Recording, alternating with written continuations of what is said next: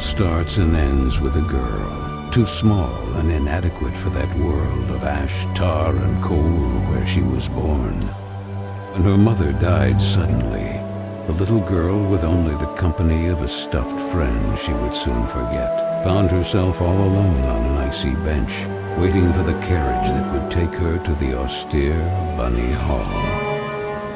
Luckily, even if that place turned out to be very hostile for her, there she met Carol, who like her was small and inadequate, so the little girl began to feel less alone, until, on a day like many others, Carol would leave Bunny Hall for good, so the little girl fell prey to despair again. After all, in a world made of ash, tar, and coal, furiously ticking away like a crazed clock, what can a little girl do all by herself?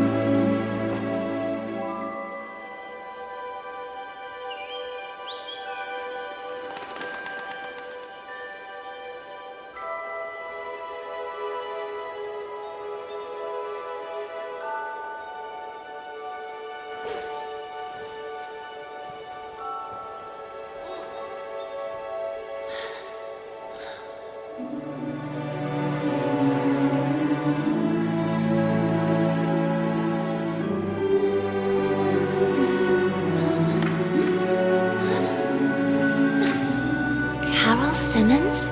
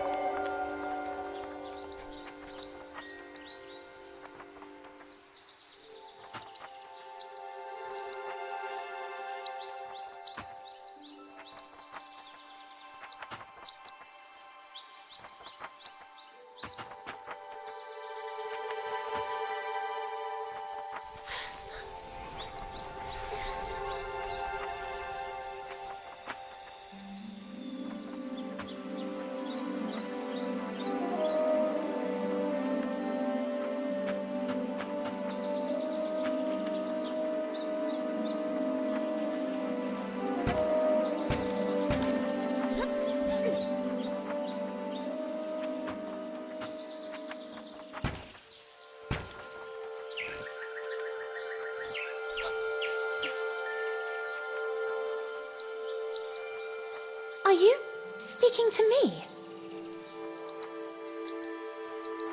Princess?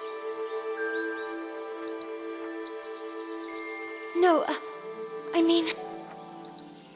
I believe so.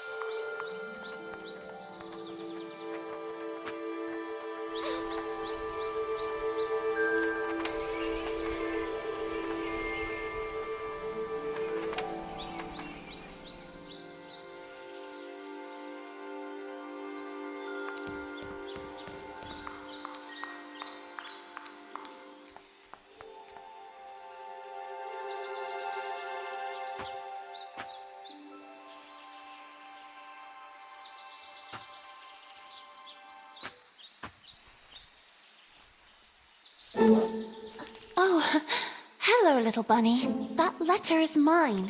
Could you? The sweet, bespectacled bunny ignored the little girl and took the letter with them.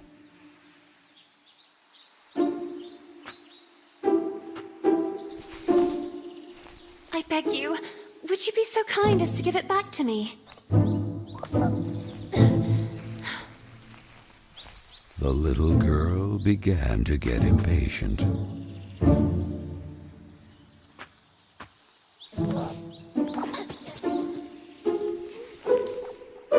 The little girl wouldn't let it win, so determined to recover Carol's letter, she followed the mischievous bunny.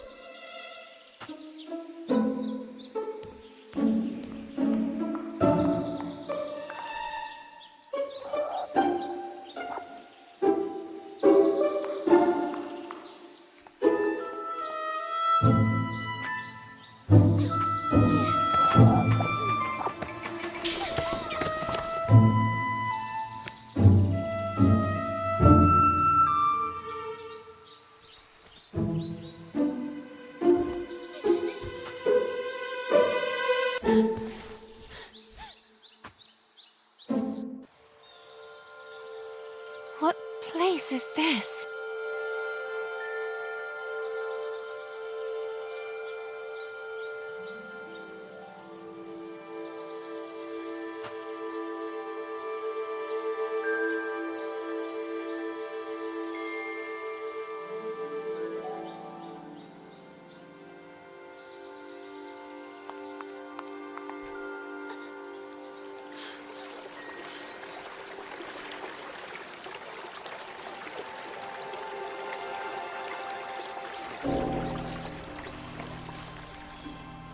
That kite, it reminded the little girl so much of her friend Carol.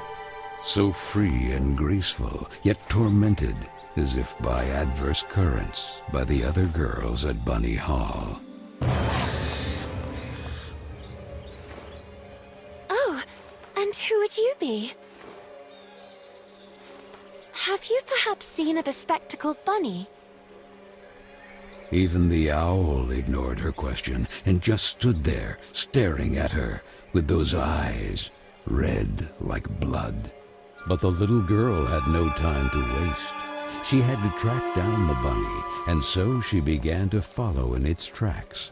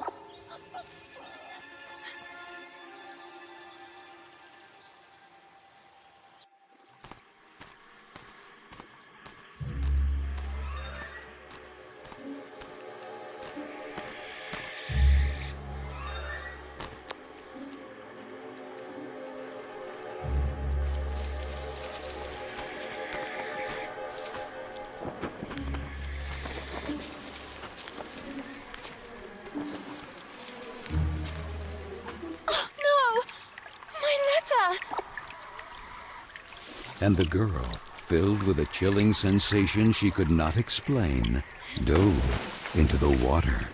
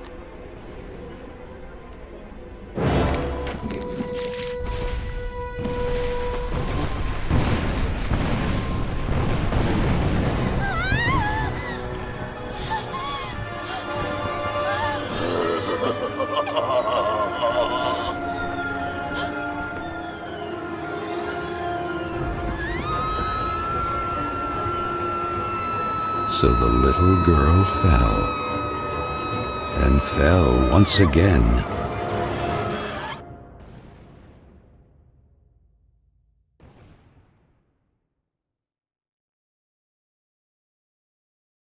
And while the man with the tar hat stood grinning, her thoughts drifted to that mysterious figure in the window of Bunny Hall, who silently stood watching her as she was swallowed up in her abyss. And this is how our story begins. A letter, a roar, then a daring plunge, and a little girl, too small and inadequate for that world of ash, tar, and cold of which she was a part. Miss Benton! I am pleased to note that my voice is so soft that it encourages restful sleep in class. Would you be so kind as to share your wisdom on today's topic with your fellow classmates? There was a man made of tar, an owl, and a bunny with glasses. Such impertinence. Home Economics, Ladies' Etiquette, Chapter 9. Be always beautiful, perfumed, and impeccable. All of you young women of today are privileged to witness the deeds of the great men of your era. The grand discoveries, the phenomenon of industrialization, progress. Soon you will be wives and then mothers of great men who will go down in history. And you, Miss Benton, make fun of it. This establishment, too, if events continue to transpire as hoped, will undergo important developments, and you will be the first to benefit from them. Why, ladies? A portion of Bunny Hole was conceded to a corporate collective in order to form a small branch, thereby taking advantage of the area's greatest resource, rabbits. This will not only bring new luster to the estate in this region, but also new jobs. Very good, Miss Vicky Trant. At the very least, Lana has grasped the rabbit matter. In this regard, our dear Frank reminds us that it is strictly forbidden to venture beyond the walls of the park. The disinfestation work will resume tonight after the strong winds of recent weeks. Remember, not to be overwhelmed by the explosions. It's all perfectly normal. The soil is blasted with charges and the rabbits forced out of their burrows. Who did it? Miss Benton! I'm weary of you, miss. Ungrateful, arrogant troublemaker. Why is it so difficult for you to behave like all the others?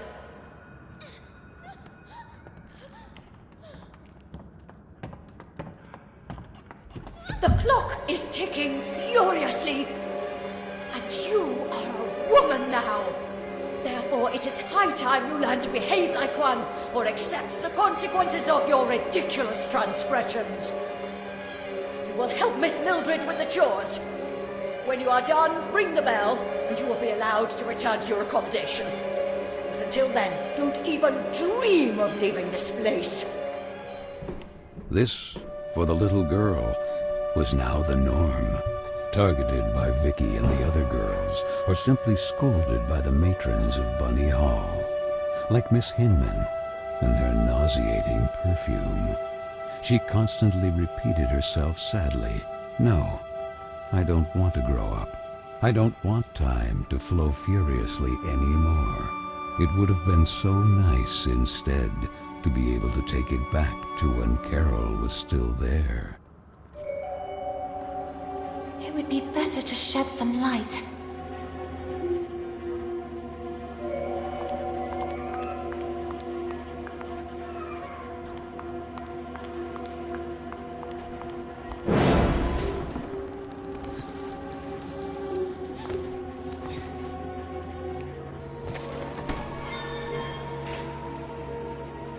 Where the heck did the broom go? Oh, here it is. Better get to work.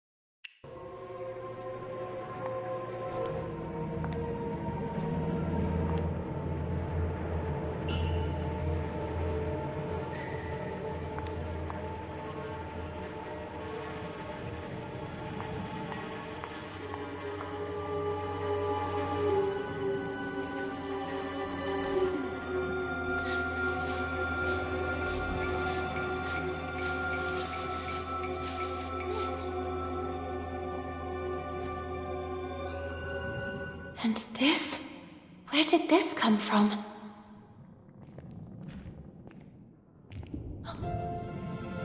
It looks like an old mailbox.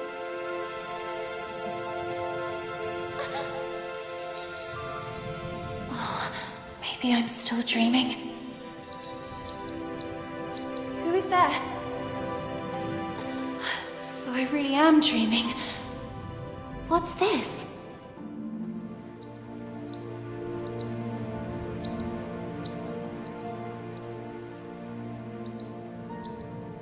Corolla?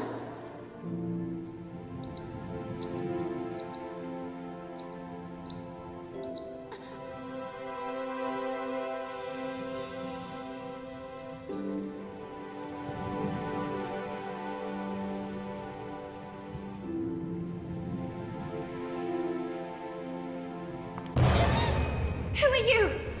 Stop!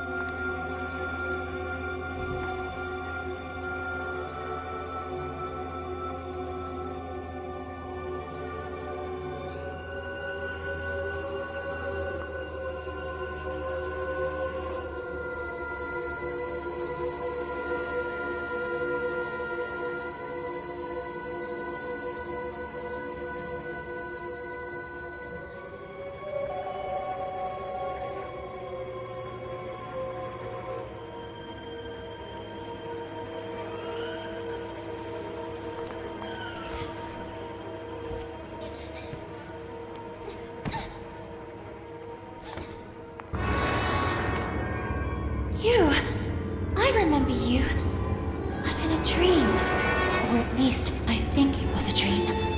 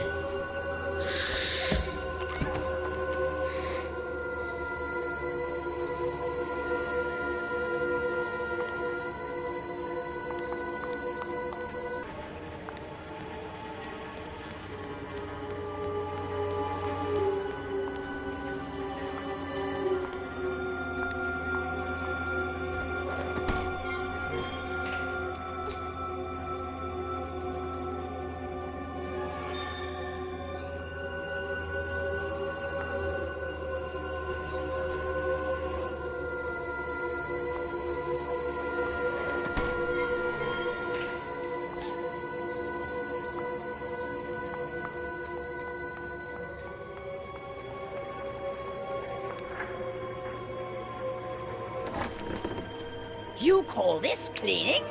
It's a pigsty. Miss Hinman was clear.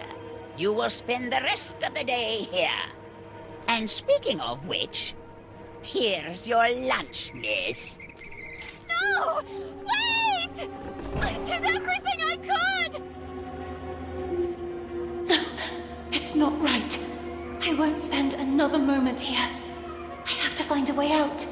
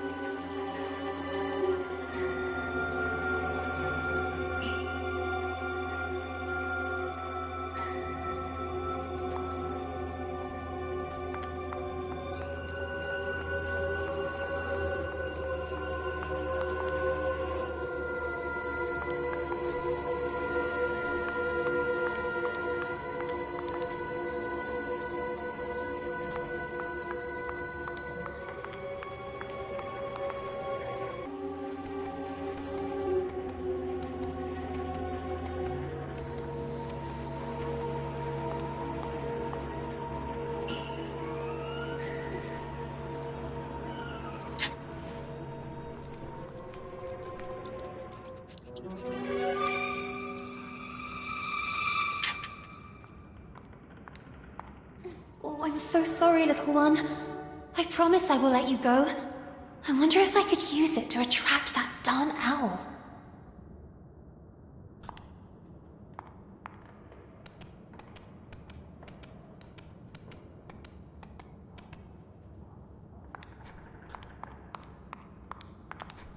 Hey, ugly owl!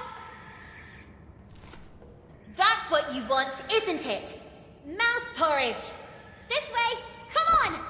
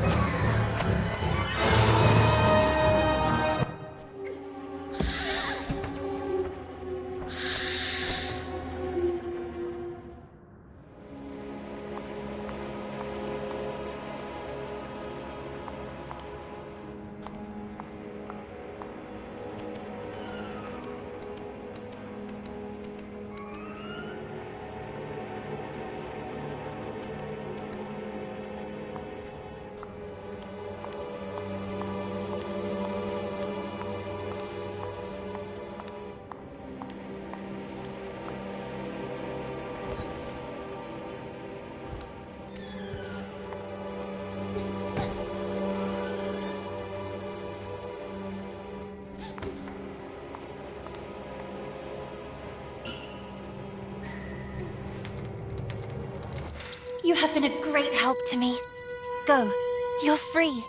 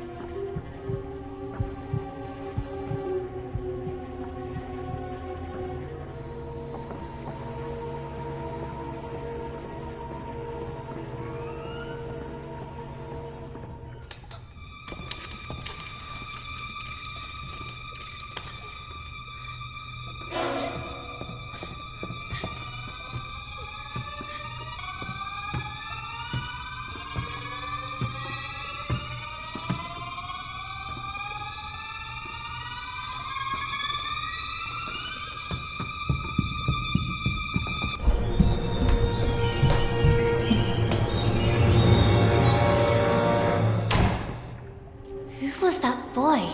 And what was he doing?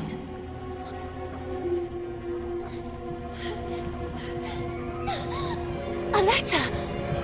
Carol Simmons. It's from Carol. I can read her name. The flames barely touch it.